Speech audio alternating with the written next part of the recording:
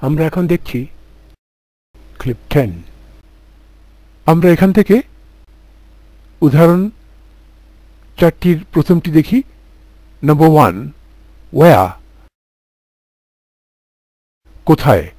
তার উত্তর here, এখানে, there, ওখানে, nowhere, কোথাও না, everywhere, সব জায়গায়। এবং যে কোনো জায়গার নাম আমরা দেব তা অ্যাডভার্ব হবে। উপরে নিচে, সামনে পিছনে,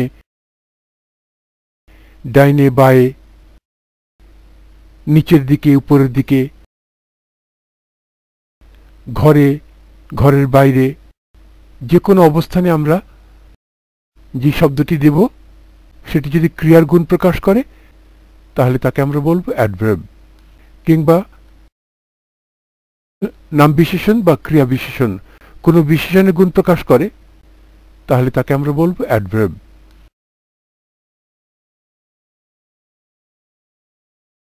এবং জায়গার কথা বললে বলবো অ্যাডভার্ব অফ প্লেস।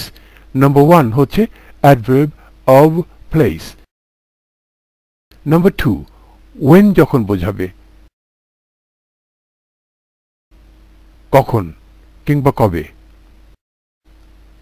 এবং তার উত্তরও একটি অ্যাডভার্ব হবে, যেরকম when, কখন, when, কবে, adverb of time, now, এখন, adverb of time, then, তখন, adverb of time,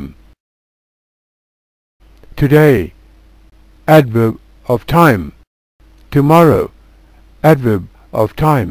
আমরা লক্ষ্য করে দেখব যে টুডে, টুমরো এই শব্দগুলো আবার নাউন হিসেবেও ব্যবহার করা যেতে পারে।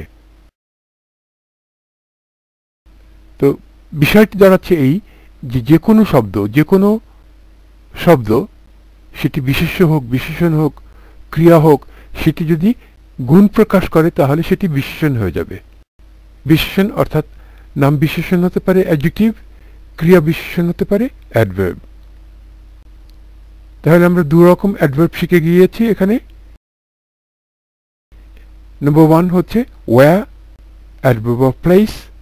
Number 2, when, adverb of time. Number 3 and number 4 হচ্ছে why, how.